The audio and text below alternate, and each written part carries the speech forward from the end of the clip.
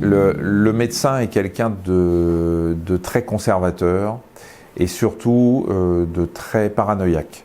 Quand on est médecin, on a un contact privilégié avec nos patients et on ne veut pas que d'autres puissent s'immiscer dans ce contact et cette relation singulière avec le patient.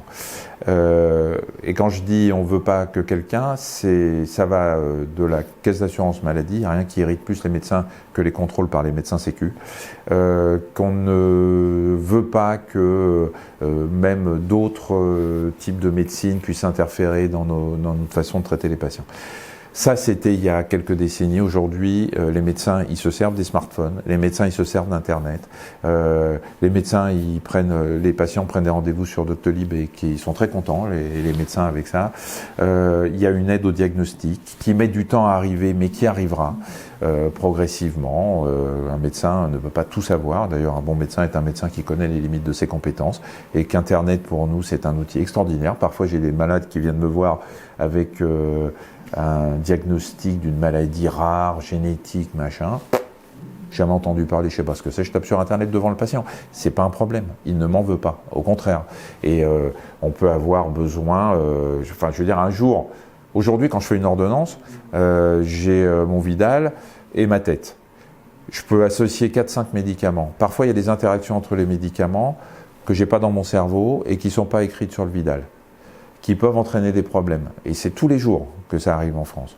Demain, on mettra sur ordinateur les médicaments qu'on prescrit, on fera notre ordonnance sur ordinateur et ça clignotera en rouge si on a un problème entre deux médicaments. Ça me paraît logique. Donc les médecins aujourd'hui, ils ont intégré tout ça. Et ils ont intégré le fait que des plateformes comme Betterize peut être une aide. Parce que quand moi je dis à un patient, vous allez sur Betterize et vous allez vous inscrire, si vous avez la chance que votre entreprise vous le propose ou que votre mutuelle vous le propose dans le contrat, et vous pourrez vous prendre en charge sur le plan de ma spécialité ou sur le plan d'autres spécialités, ou si je vois qu'un patient... Ouais, je vais vous dire, je suis ORL moi, j'ai des gens qui ronflent beaucoup et qui font des apnées du sommeil. C'est un gros problème médical. Le ronflement, c'est un problème de couple, mais les apnées du sommeil, un problème médical. Si ces patients sont en surpoids, parce que c'est souvent à cause de ça et que je veux leur faire perdre 5 ou 10 kilos avant de commencer à envisager un traitement chirurgical, je peux leur dire, allez sur Betterize, faites-vous aider par une plateforme ou par des coachs ou par ce que vous voulez pour essayer de perdre du poids. Je m'en sers moi comme d'une aide et pas comme d'une concurrence. C'est compliqué parce que le métier de médecin, c'est d'abord un métier de contact verbal avec le patient. Nous, on parle dans notre jargon d'interrogatoire, c'est bien sûr pas un interrogatoire policier, mais c'est la partie essentielle. On ne peut pas faire de médecine sans parler avec son patient. On n'est pas obligé de parler 2 heures, mais on doit lui demander ce qu'il ressent, pourquoi il est venu, ce qu'il a comme antécédent, qu'est-ce qu'il a eu comme traitement. Enfin, il y a des choses comme ça qui sont essentielles. Et déjà, quand on a un bon interrogatoire avec son patient, on a déjà une idée du diagnostic avant même de l'examiner. Après, on confirme par l'examen, les examens complémentaires, etc. Mais par moment, on a des doutes. Par moment, on hésite entre plusieurs diagnostics. On va mettre un peu plus de temps. On va demander au patient d'aller faire un examen, de revenir, avec des délais de rendez-vous, etc. Je pense que l'avenir de la médecine, ça va être un raccourcissement du temps. Grâce aux nouvelles technologies. C'est sûr que si demain, j'ai un patient qui vient pour des problèmes de sinus, je lui fais une ordonnance, je l'examine, je trouve rien de spécial, je lui fais une ordonnance, il faut qu'il aille chez le radiologue. Donc il prenne rendez-vous chez le radiologue. Prendre rendez-vous chez le radiologue. Une fois qu'il a pris le rendez-vous chez le radiologue, il faut qu'il attende le compte-rendu et qu'on attende que le compte-rendu me soit envoyé. Aujourd'hui, c'est plutôt envoyé par mail, c'est un problème, c'est beaucoup plus rapide. Il faut ensuite que le patient reprenne rendez-vous avec moi pour venir me voir. Tout ça, ça prend des jours, parfois des semaines. Demain, tout sera raccourci.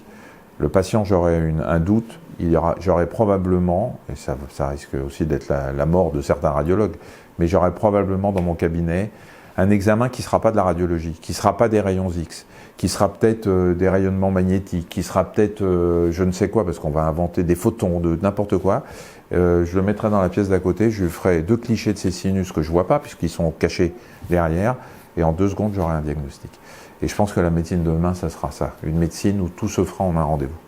Ce qui est assez fascinant, alors il y a toutes les prothèses, il y a tout ce qu'on pourra faire, mais ce qui moi me fascine aujourd'hui, c'est il y a deux choses, mais qui se rejoignent.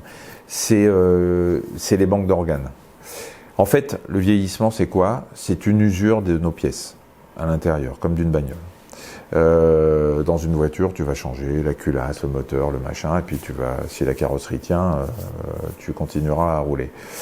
Dans le corps humain, c'est pareil.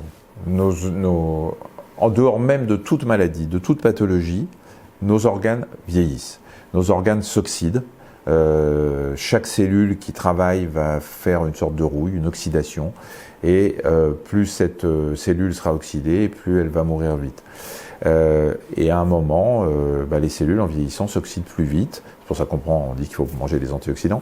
Et probablement que demain, c'est pas probablement parce que c'est déjà le cas, on pourra fabriquer, peut-être sur des imprimantes 3D, des organes de rechange et faire des banques d'organes. On nous prélèvera à la naissance ou au cours de notre enfance un certain nombre de cellules.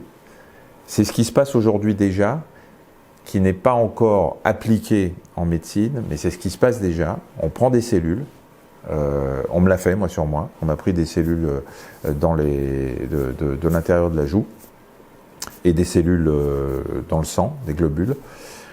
On les reprogramme, ce sont des cellules adultes forcément, puisque je suis adulte, on les reprogramme en cellules souches, c'est-à-dire des cellules bébés, celles qu'on avait quand on était embryon, et qui, sous l'effet d'un certain nombre de signaux chimiques, se sont orientées vers la fabrication de cellules de foie, de cellules de neurones ou de cellules cardiaques, et qui se sont mises à fonctionner comme on le leur demandait.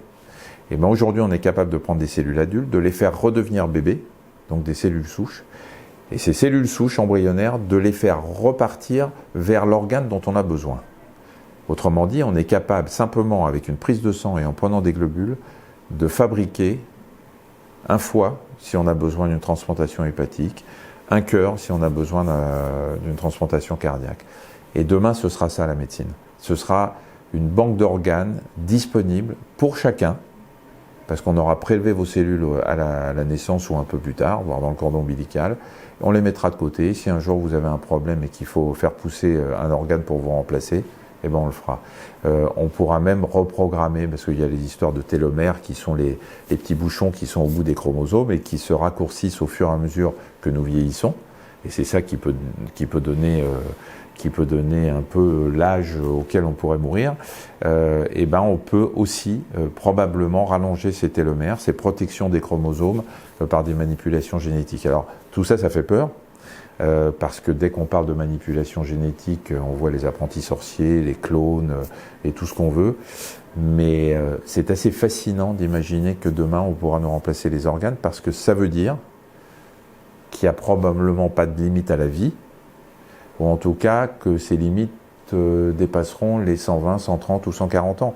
Parce que si on peut vous changer les organes tout en conservant une enveloppe digne de ce nom, jusqu'à quel âge on pourra vivre?